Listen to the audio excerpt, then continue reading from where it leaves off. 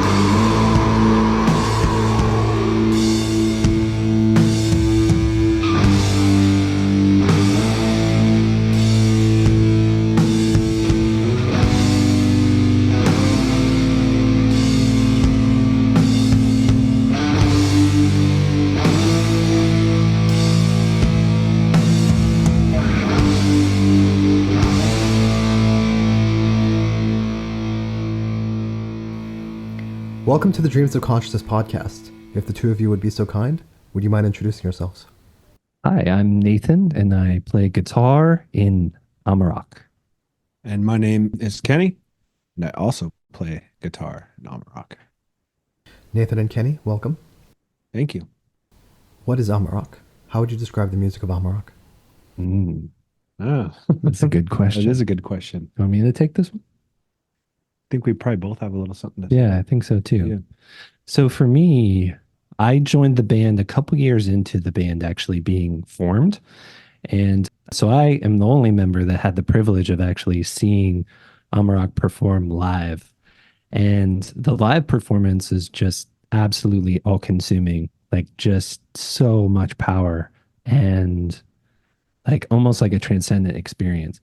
So for me, joining the band and moving that like aesthetic forward, it was always trying to make it just this enormous wall of sound in order to like really bring out catharsis in the listener. And so the band has gotten more and more emotional over time. And this record is by far like the most vulnerable and close to home music that we've written. Yeah. I could also say that Amarok evolved into something that I think is more just therapy. Amarok means wolf in Inuit mythology. Mm.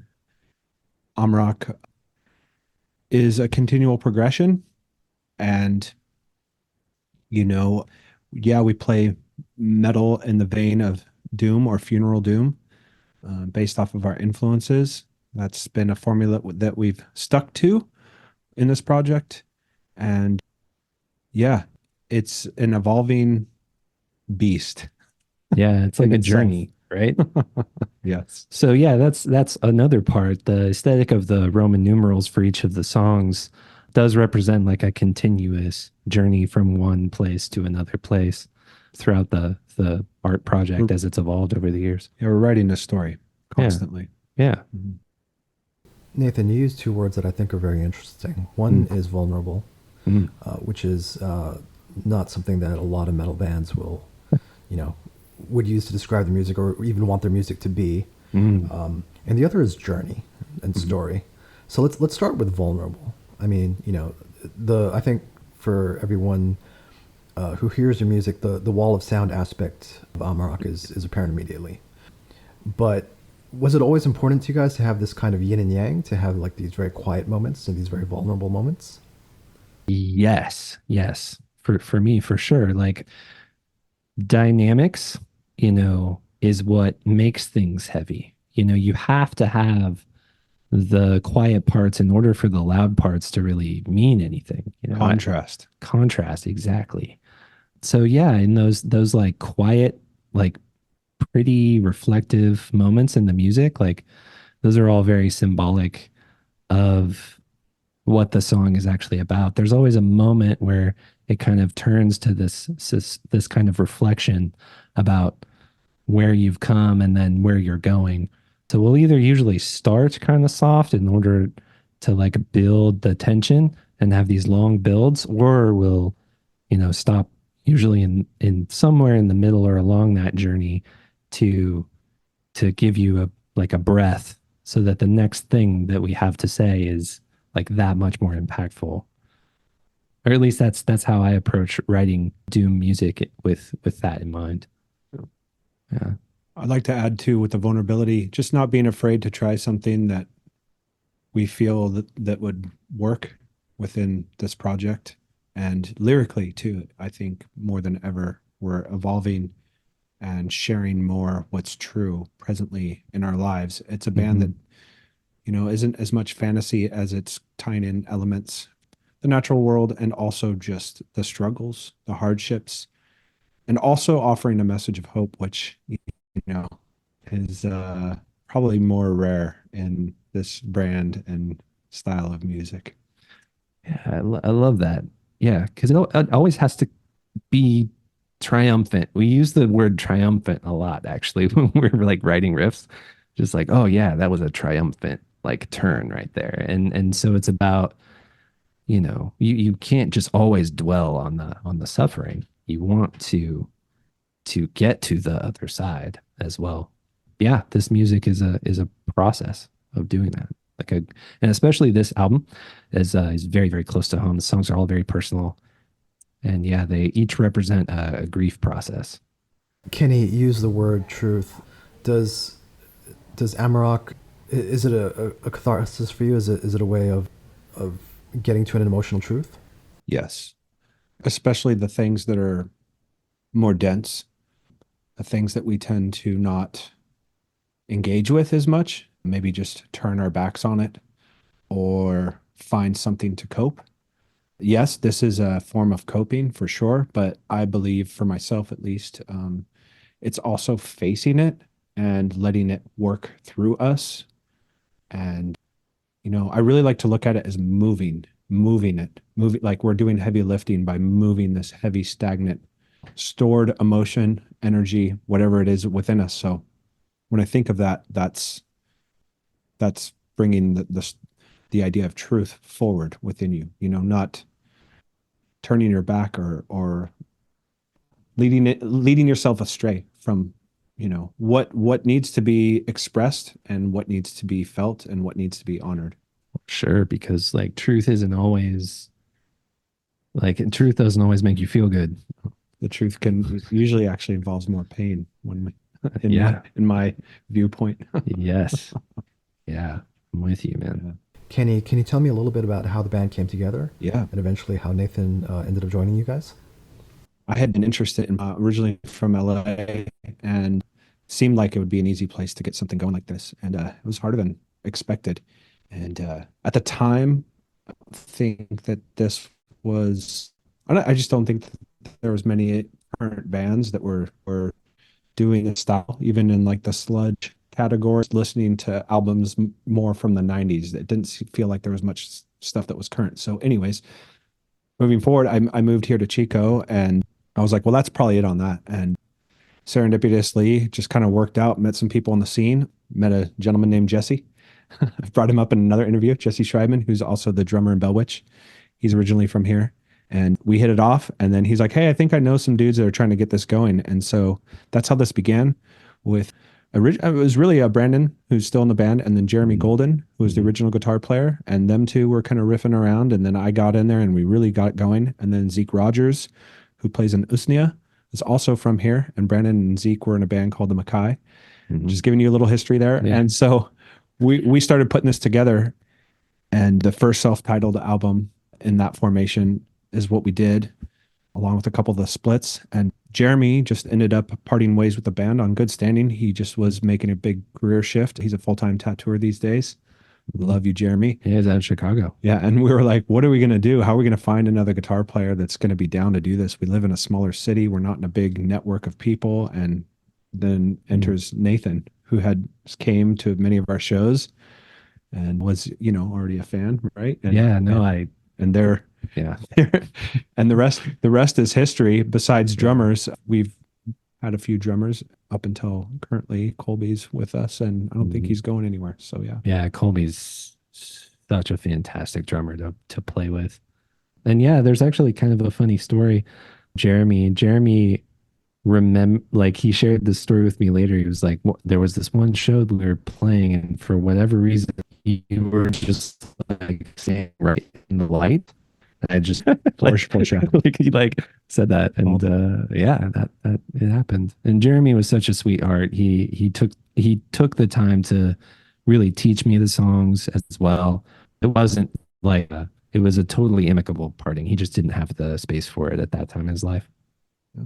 Now, Nathan, as somebody who started off as a fan first, what was it that appealed to you about Amarok's music, and what was it that made you want to be a part of it as a contributor and a full-time member? Yeah, well, I really was getting into slower, heavier music. I'd always been into heavy music, but like heavy music, like death metal, thrash, and black metal, and all that kind of stuff. And then once I started to understand the power of slowing things down, I actually think that Amarok was like the first doom project I ever saw live, actually. This is around the time where like Pallbearer's first record came out. So it was becoming more of a thing, but I had never experienced it. And actually, like, still, I don't think I've seen a band that is quite the same as Amarok live. Like, it's really a transcendent experience. So I obviously I wanted to be a part of that, and kind of being in the scene and knowing Brandon and Brandon and the crew inviting me into the band. It was just really, really special. I was honored. And yeah, I have more of a traditional background in my understanding of the guitar. And I was a guitar teacher for many years. So I bring this kind of like more theoretical approach. And then Kenny and Brandon just totally speak with their feelings in terms of how they approach the instrument. So it makes for some really, really interesting collaboration musically. And I think we'll play for the rest of our lives. We've been playing together for about 10 years now. And it's awesome. Nathan, I'm curious if you can tell me more about the theoretical approach that you bring to Amarok's music. Sure. Yeah. And how that gels with what Kenny and Brandon were already doing. Sure. Yeah, totally. So Brandon has this really interesting way of approaching riffs. He plays the bass like a melody instrument. Like, he does not lock in and just play the root note the whole time. Like, he's very much wanting to play riffs and melodies. And I always wanted to harmonize with those things and build up like the harmonic structure so that we'd all be playing different note at the same time and forming a chord together. And so that was kind of like what I thought could really, really be powerful. And so I kind of sought that out. And Kenny's harmonies just come like out of his soul. like he'll like listen to something I did or whatever, and then he'll have these harmonies where he's like changing intervals all the time just to get a little bit music theory, where he'll be like a fourth and then a third and then a fifth. I don't know what it is. Yeah. So Nathan translates. Yeah, So but it's just like it just comes out of him and it always works and it's always like so interesting. Whereas for me, I'm always more like, oh yeah, I should play the third to that, or like I'm a little more like locked into those like shapes that are in music theory, or at least that's my first impulse. And so it's really cool to have that balance out with people that really just know what they want to hear and write riffs that they want to hear without being constrained by anything. And Kenny, as someone whose approach is more intuitive, what draws you to a riff? When you craft a riff, what are you looking for? Feeling, the way that it makes me feel. I always think of playing guitar through feeling. So it's like what's wanting to be expressed. And yeah, I think the intuitive side of it is being able to play guitar enough to trust that you know what you're doing. Can be a little bit intimidating. Like the first time playing with Nathan, I was like, oh great, this guy's like, this guy can read music and everything. But then, like he said, I'm playing with feeling, and that has a place too. And it doesn't, you can look at skill in one shape or form, but, I think some of my favorite guitar players too tend to, in my opinion, I don't know.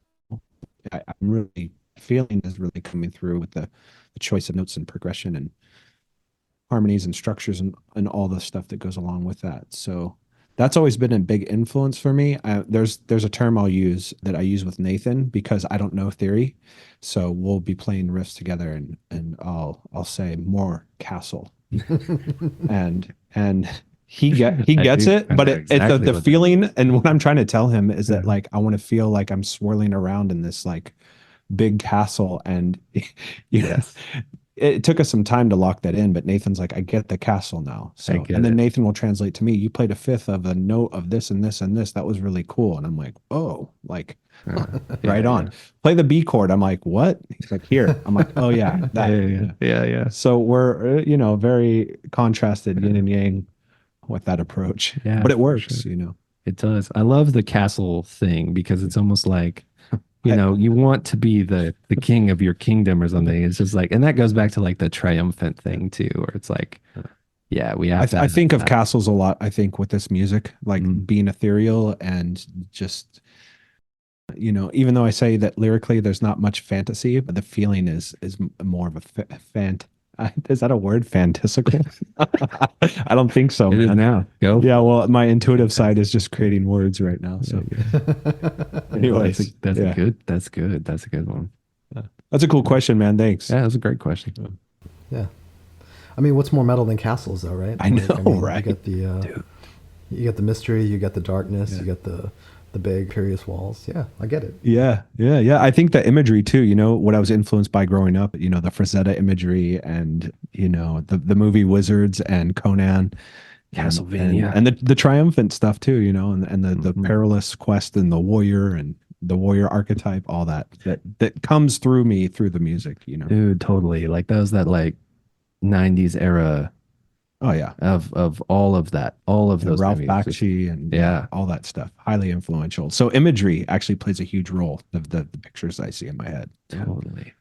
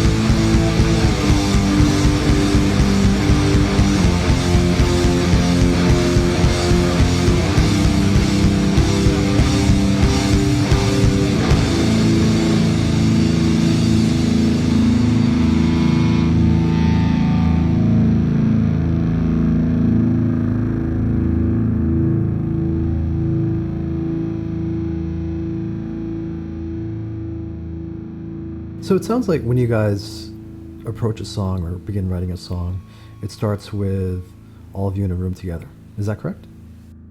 Sometimes. Usually we'll write some parts separately.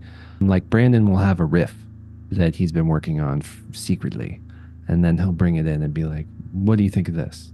And then we'll kind of like craft from there. Kenny will do that, or I will do that. Like we're very, very much a collective in terms of structuring the music. Yeah. I think the riffs too just start with one of us personally. And it might be a riff or two. Some of, we've all contributed in different ways. Some songs, more of us, or one of us has written more of the skeleton of the song. This last record, we did a little bit of that, but I think it kind of starts at home with each of us, and maybe whatever process we're going through, something that we're messing with. And in fact, the more I think about it, it's less seldom that we've been together, like, all right, let's write this song together, which we do. But I think it's birthed from one of us.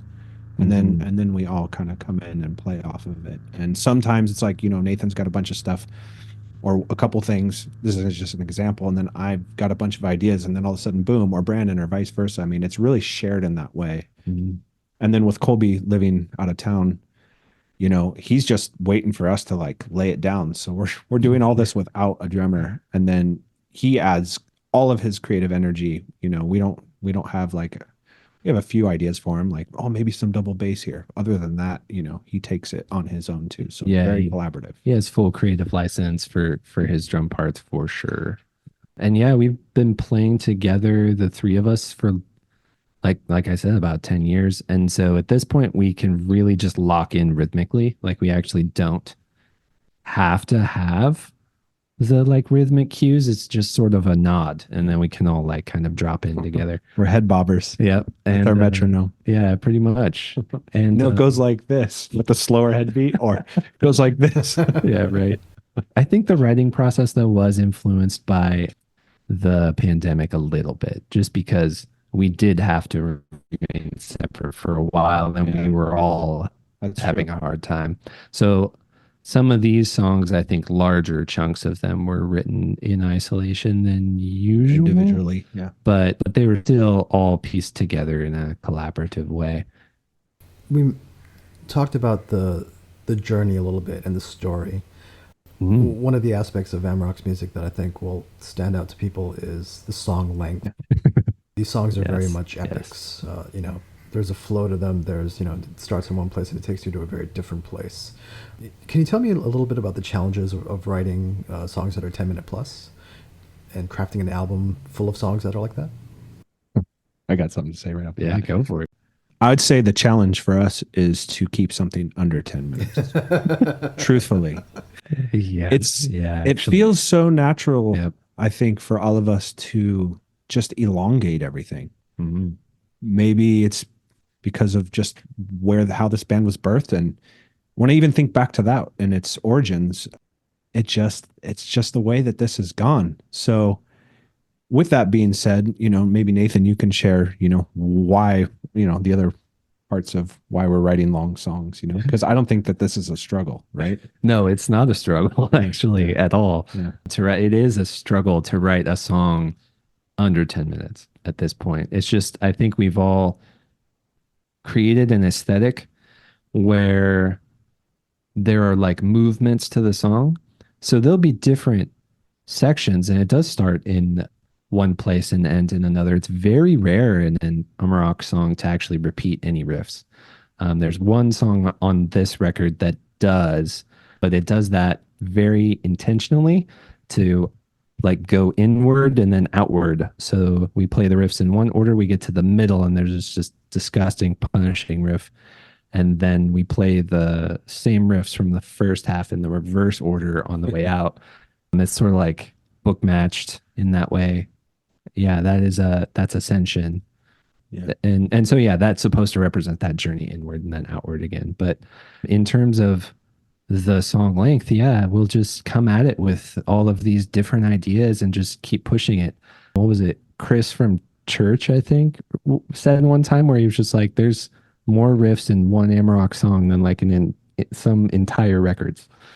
Yeah, which I think is a little more rare for a doom band, Yeah. a band that's considered a doom band. And the other thing that I just want to make sure I mention is, I think that the journey aspect really comes in here because, Yeah. one piece, one movement, one epic, one composition is, meant to just, at least for me, you just fully immerse yourself in it. And it feels like it's just this natural progression to where, oh, I have this riff. Okay, let's make it work. Or maybe it doesn't work. And then it just, oh, this is where the end is. This is where the end of the song is.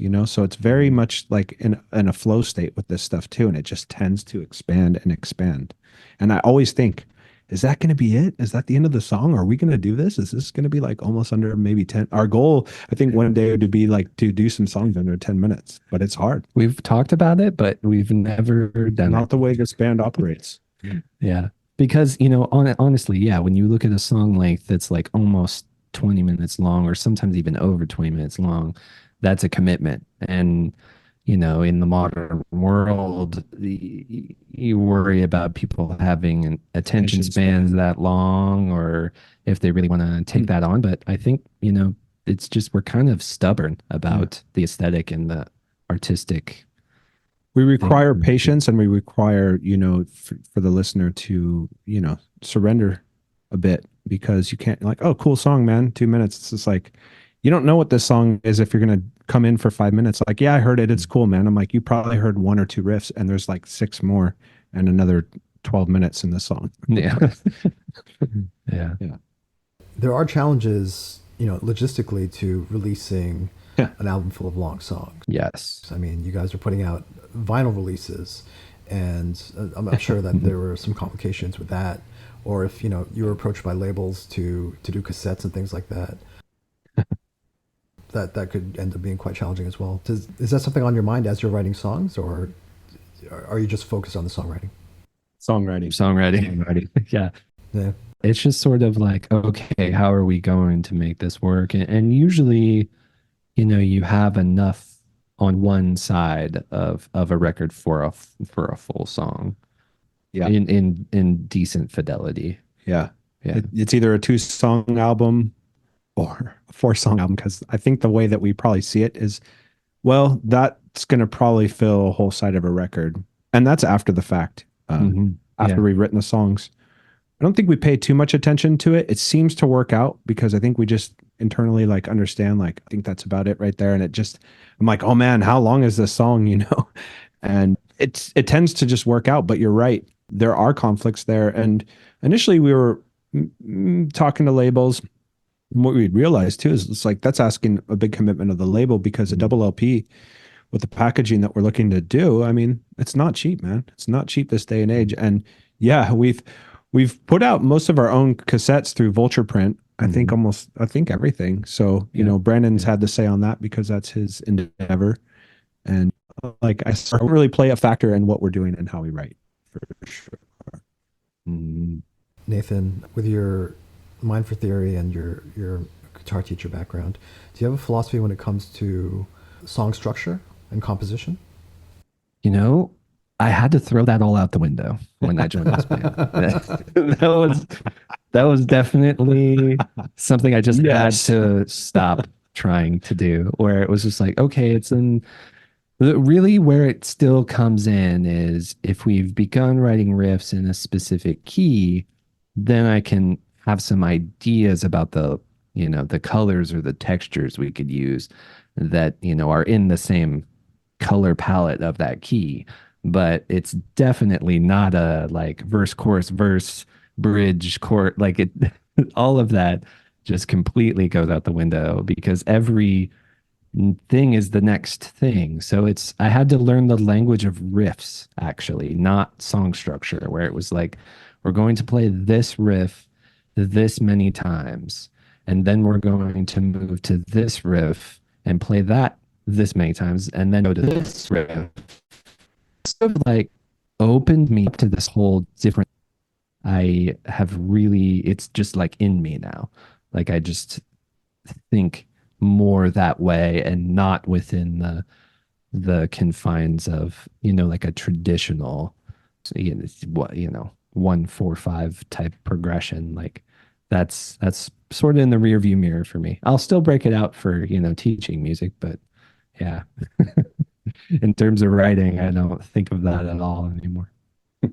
Got him. Yep. Well, how long was that adjustment period? Oh, okay.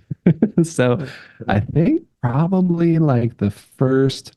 So, like I said, Jeremy stayed on with the band to kind of teach me the songs and help me learn it and learn how to play this music.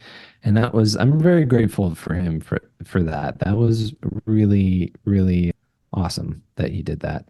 And yeah, I would say at least 6 months to a year of just, okay, this is the vernacular that we're using. This is the verbiage we're using to describe what we're doing. Because really all music theory actually is just a common language to talk about, sound, which is really in and of itself infinite. But, it's trying to put some reins on it to be able to craft things out of it. And this, is a much looser type of thing. Yeah. And yeah, it was difficult to learn. I think we required you to play more like a caveman. Yes. Yeah, very much so. Yeah, you brought that out in me for sure.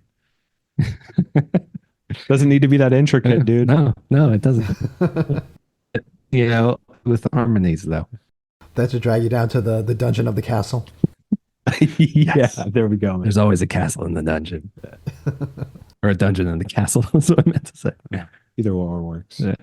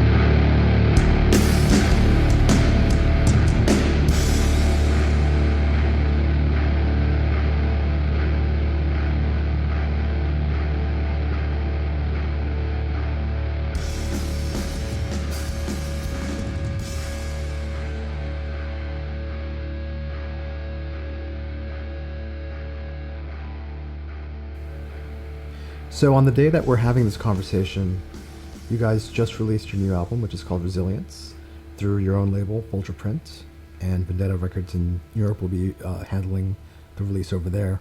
We spoke a little bit about the way the pandemic shaped your songwriting.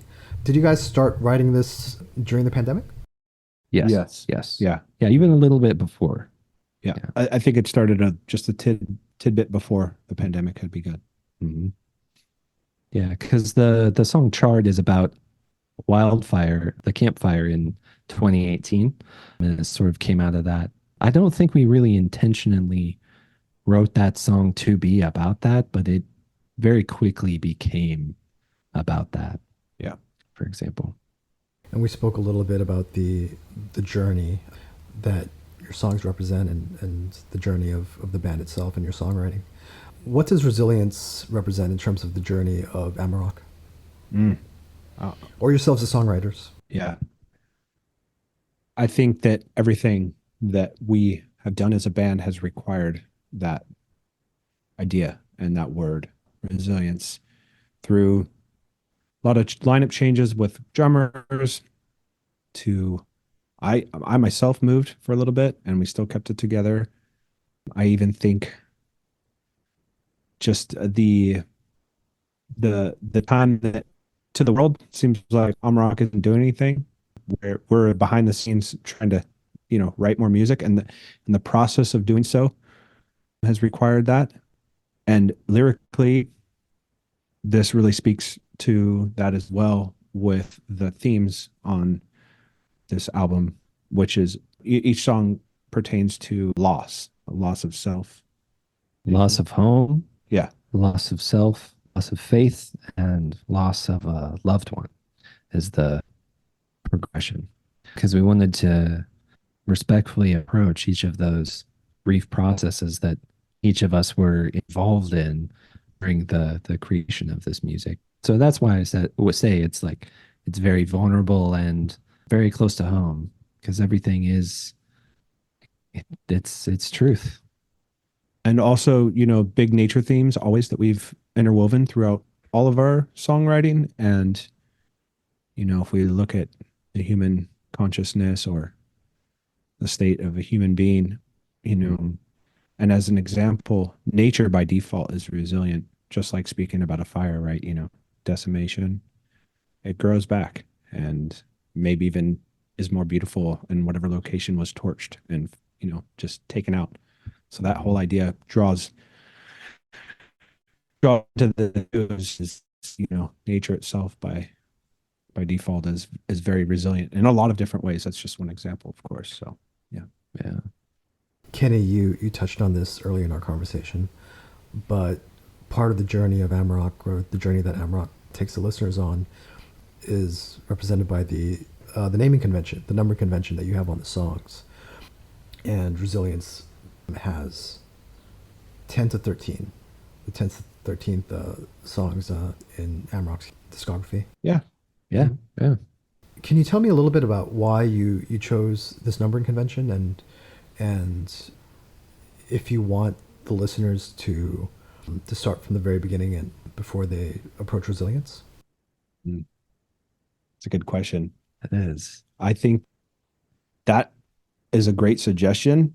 I don't think it's a requirement by us, but it would take you on a journey of not just musically what the band has done, but I think, and sonically, but also emotionally showing, the growth and the change and the evolving that we've done as people that I think speaks through the music.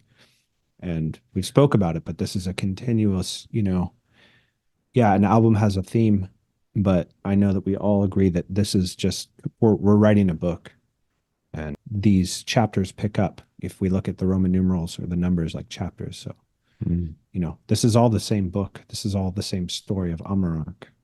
And this, not the chapter, but, turn the pages again, and now you're at chapter 10, 11, 12, and 13. So that's the way that I look at it. Yeah, for sure. Yeah, I would say that it is not a requirement to start at 1 in order to understand 10 moving forward. but it is, as Kenny said, like definitely a story of the people that were making that music at the time as they were growing as people. And I think that was the idea, or at least that's what it means to me. Is like this is almost kind of putting a timestamp on this specific era of this band. And so it's always moving forward. I don't think a lot of bands actually really like fully acknowledge that, but all bands start out with a very first record and then the next and they evolve, and then maybe there's one album that really makes it big and then everybody's watching what they're doing after that. But the whole thing is still a representation of them as people and as musicians. So I just really love that in this band it's very intentional to mark that. Yeah. That's actually something I hadn't considered. A lot of bands will start in one place and end up in a very different place, even over the course of like 2 or 3 records. Yeah. With this naming convention, do you feel like your music is still rooted to the original idea of what you wanted Amarok to be? I think it is.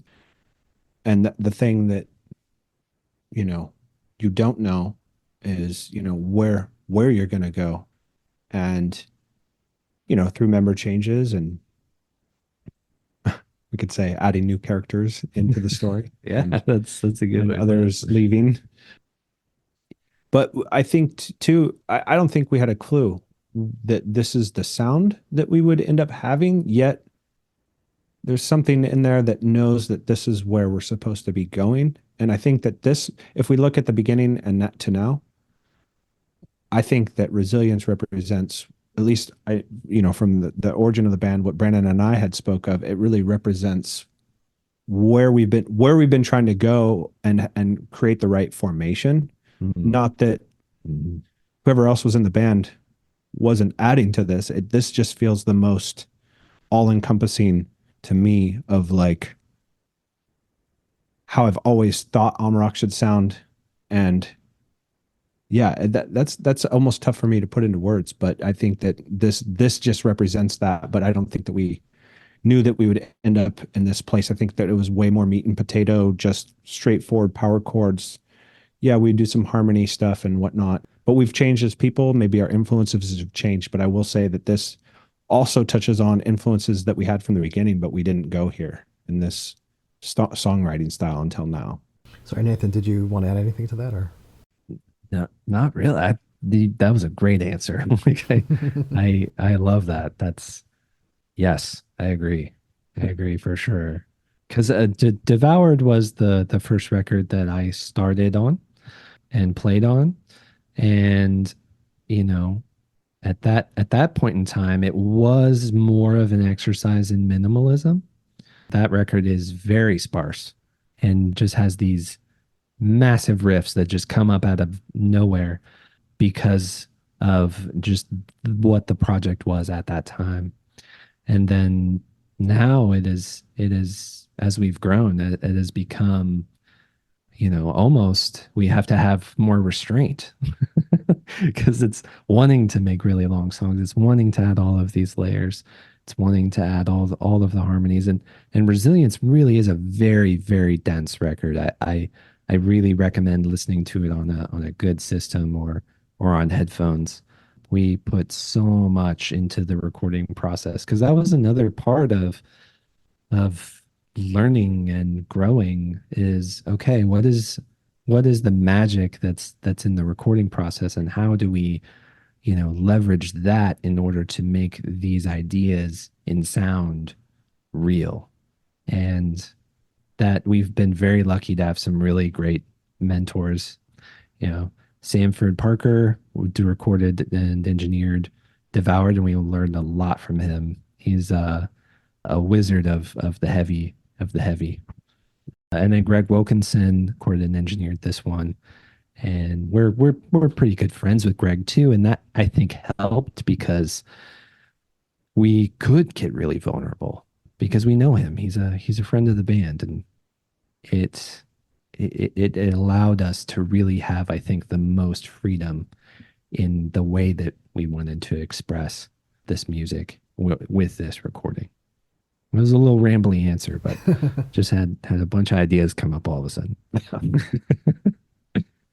No, but that was a perfect answer, because it leads me to talk about Greg, whose name has been coming up on this podcast, I don't know, every week, every other week for I don't know how many years. And who I finally met for the first time in May. Oh, wow, that's great. Cool. You talked about the magic of the recording process. I mean, Greg like literally looks like a wizard. Yes. He literally does. He is like, yeah. Yes. And he's referred to as a wizard by many. By many. Yeah. Yes. Yeah. I mean, you mentioned that Greg is a good friend of the band, but as an engineer, what were you looking for him to bring to your sound? Yeah. That's a good question. I think someone that just gets it. You know, we did a tour with one of his bands, Death Grave, and cool contrast, right? Like, very fast, violent, crazy death metal, and more restrained and reserved and slow. But I think, at least when I think of it, you know, it's like Greg gets it. Like, he knows what we sound like live too. And I think that that's a huge part of this, is trying to recreate what we are doing live and have that transfer over, which I think we did well with Sanford as well. I think that was a big part of it, was just like, you know, Greg gets what we're doing, and he knows how we sound. He's seen it live several times, not just like, oh, he's seen us live once. Like, he's been on tours with us. He's seen the gear. He gets all of it. Mm-hmm. I think that was a huge, important part of that. And I mean, truthfully, also, you know, we went to LA to record with Sanford, talking about maybe going up to record up north with Billy Anderson. There's a lot of other factors that come in.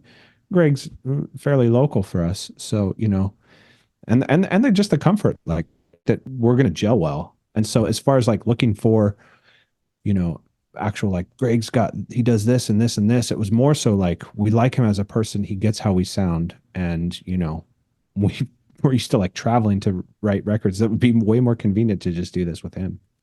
Yeah. I think that's a really, really great point, because we definitely decided to record with Greg. You know, he is a wizard, but at the same time, it was like, oh, we know that he understands, and he's a friend, and I really do think that this album, how emotionally charged it really is, like, we needed a comfortable place to really express it properly. And I think that all of our performances in the studio were that much better just because of the comfortable environment that we were in. Yeah. And I mean, I think we all know that Greg is capable of recording awesome sounding records. So that wasn't a question. Yeah.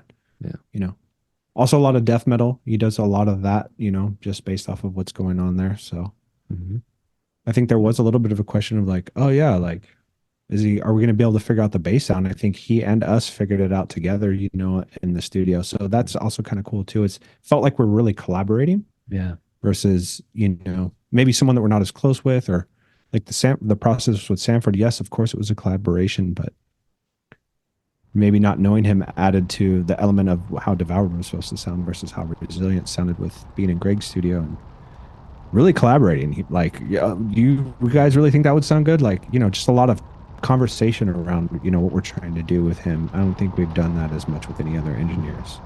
Yeah, and the drums, you know, are more death metal on this record than anything else. The sound, we've done. So he nailed the drums. Like, the drums are perfect. Colby sounds, he nailed everything. Massive on this. Yeah.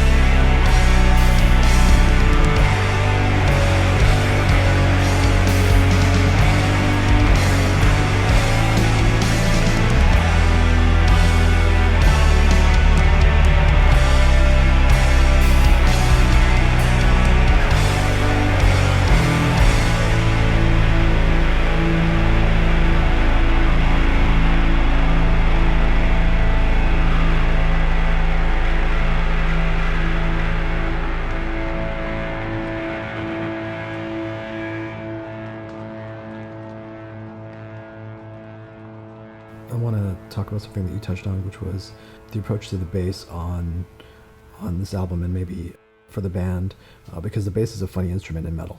The bass is often lost when you have down-tuned guitars and when you have a lot of double kick drumming. What was it that you guys figured out with Greg? What was it that you were looking for the bass to do on this album? Well, like I was saying earlier, Brandon, I think it's been hard for Brandon for exactly the reasons you just said, because he approaches playing the bass almost like either a piano player or a guitar player. Like he thinks much, much more melodically than most bass players I've ever seen. Like he has a very, very unique style. So we really wanted to be able to capture that on this album and not just have it be, enormous. Like the bass is always going to be huge on a Doom record. Like that's an important part of the sound, but we also wanted him to sit it more up in the guitar range. And so we did some experimenting. We ran a bunch of different amps. And we ended up recording with, for the tech nerds, we recorded with a 70s era Ampeg SVT and an Earth Sound Research amplifier that's actually like a Marshall Major kind of. So the Marshall Major added a lot of like mid-range. And then that still wasn't enough though. So we needed to get him more up with us in those higher frequencies. So we ended up reamping all of his bass through this distortion pedal called the Lifer pedal. It's the Primitive Man like signature pedal. Right. We love Primitive Man, but it added all of this extra grit, and that was like perfect. That's what we wanted. That was exactly. We're like, yes, we can hear you now. Bass is mean with teeth. Now you are up here. You have all the full range frequencies of the bass. So it really sits in the mix and almost is like a rhythm guitar, like because me and Kenny are doing a lot of single note harmony type of things. So we needed Brandon to fill all of the rest of that space. Yeah. And we pulled it off. It was a process though. Yeah. Greg was like, "Are you sure that's going to sound good?" Like, yeah, let's try it. Let's try it. Yeah. Can you tell me a little bit about the guests that you have on this album? Oh, yeah. Some of the featured players. Yeah. Dave Edwardson from Neurosis. Really because of the Colby, our drummer, and being local, and I think just developing a relationship over the years. And as Colby joined our band, and as we were getting closer to finishing up the songs for this album and playing a few shows, Dave was very present. Just they are very close. And so Dave was around a lot, and we've all loved Neurosis, and so I thought it was so cool just to rap out with him a little bit too about Neurosis and hear stories about their whole process being in the studio. And yeah, he has some amazing stories. Yeah, recording with Steve Albini, and he's just a great dude to talk to. Yeah, and so I think it was just natural. I mean, I think we all knew it, and just like, oh, well, now's our time. I mean, Neurosis always playing, like, I think we're more influenced by Neurosis emotionally than musically, although you could probably draw some influences across the board with that. And then Dave, especially as a bass player, and when you see Neurosis live, and his vocal deliveries are just like scary. Yeah. And so it was kind of perfect, I mean, in fact, before knowing him, I probably would have thought that someone would have asked me if you could have had anyone from Neurosis do something, it would be Dave. So he happened to be the one that Colby was closer with and around a lot. So that's how that worked out. And then Mizmor, we've known him for a long time. Yeah. ALN. And we've been playing shows with Hell, who he plays drums, in the live creation of that band. And so we've just always been close. I've had a lot of close conversations with him about actually the lyrical content that he contributed to, the vocals that he contributed to around the dogmas of church. I thought it was really cool that he's been speaking vulnerably about that and sharing his process about being a Christian. Different, but similar for myself growing up in the church. And, I've had some really great talks about that. So it's just so natural to think like, oh man, if we bring somebody in, we should totally bring him in, because not only is he a buddy, and he's got awesome weird vocals that are very unique. It's Yeah. also the subject material was like, hey, so when he and I talked, it was like, I know you're all over this one, you know. So Yeah. yeah, those are our contributions. It was a really great fit. And just for those of you that Mizmor actually is Hebrew for psalm, Yeah. which is it's just such a powerful name. And he does a lot of reflecting on the struggle for meaning, you know, with and without faith in his music. And yeah, it was a perfect pairing. We were honored to have him. Mizmore's an intense band. Yeah. Yes. Yeah. Yeah. And someone who I assume you'll be getting to know very well in the next few weeks. Even more well. Even I mean, more. he was just sleeping at my house with the guys from Hell a few weeks ago. They're coming through town, but we were talking about that. Like, oh, I guess we're gonna get to know each other on a whole nother level. Yeah. I mean, I did a tour with them with another band over in Europe, and we got to do some amazing stuff. I was just a fill-in, and so definitely myself, I've spent a lot of time, and I actually used to just go up to Salem, Oregon, just to hang out with those guys, just so close with them for a period of time. And, you know, it was just like, I just like hanging out with you guys. You guys are buddies. So, and then the rest of the band too, Jesse, who I talked about earlier in the interview, he happens to be doing the drums now in the live creation of the band. And he's who introduced me to Brandon and has been always a supporter of our band and a good longtime buddy. So, and was in a band with Brandon for several years. So Yeah. it's kind of like a throwback. Yeah. It's getting the old crew all back together. Yeah, it's getting the pretty bands cool. together. So, Yeah. I was talking to Mizmor recently and was just like, hey, I hope we make it someone cry every night. I want to see someone crying every night. He's like, oh yeah, well, we could definitely accomplish that. He's funny. He's a super down to earth dude. Yeah. So I should mention the other recording wizard that you guys had on the album was James Plotkin, Yes. who we've worked with before. Mm-hmm. Do you want to say anything about Plotkin? Probably the first thing that we would think of is his contributions with working with like Steve O'Malley and Greg Anderson and Son and, you know, Conate. And I mean, those are bass too. If we want to talk about bass, I mean, that's huge. The guy gets it. And you know what? I can't for fact remember if he's actually had a hand in mastering or engineering any of the stuff, but he's been involved in those projects and knowing that he does that. And I've been a fan of like his older stuff too, old OLD, Old Lady Drivers. And I'm obsessed with the Formula album, Old's Formula album. oh yeah, it's so amazing, man. I reached out to him to ask him about it. Yeah. Oh, that's awesome. That's awesome. That's so cool. Yeah. I mean, I don't think we've actually even talked to the guy on the phone, just sent him the stuff. And he's like, all this, and I'm this album, like, cool. Probably gonna have James do this again. Yep. Just those fine little spices that he throws in on the mastering. It's like, oh, we got it. Like, perfect. Didn't even have to really say a thing to him. Yeah, it was crazy reviewing these masters.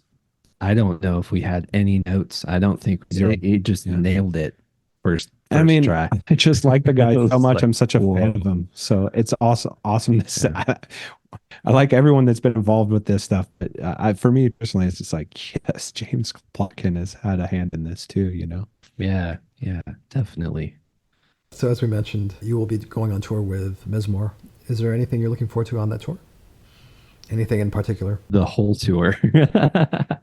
I'll say just exposure, you know. I think we're not as in the forefront as a band like Mizmor. And, you know, there's going to be a lot of people in attendance. So to have the opportunity to be supporting and just to get like this record out and have more people hear it, because we're in the same demographic of people that would listen to Mizmor, you know. I think that there's a lot of crossover there, of course, with this. So for myself, it's just like, man, you know. Yeah, I think getting to play in front of a lot of people every night versus, you know, you'd get to do that in some of our last tours, but you know, that feels very at the that's in the forefront for myself. Definitely. I really do think it's the, you know, it's the right audience to really appreciate what we're doing, because it is very similar to that project. And yeah, it's it's an honor to go out with him. It'll be it'll be really really fun. I'm really looking forward to it. Yeah. So, Resilience came out today, which means by the time people hear this podcast, people will be able to get it immediately. Mm-hmm. Kenny and Nathan, please tell everyone what the best way to order the album is. How can they find it? Okay. Well, we have our Bandcamp page. That's a great place to find it. We also have Big Cartel, and It's both the of those Amarok are Big Cartel, right? yeah. I think it's Just make sure so Amarok people Doom. know. I'm gonna make Yeah. sure that what it says. Yeah, Amarok Doom Big Cartel. And same Amarok Doom on Bandcamp as well. And yeah, just shipped out all the pre-orders, so they'll be getting those early next week. And yeah, it's like we mentioned, this is DIY. Like we kind of followed the same path as Neurosis in that way. They're a big influence to us, just in the emotional side of music, but also just in the presentation side of the music. And I really, really love how they are fully DIY and all of their releases are like from them.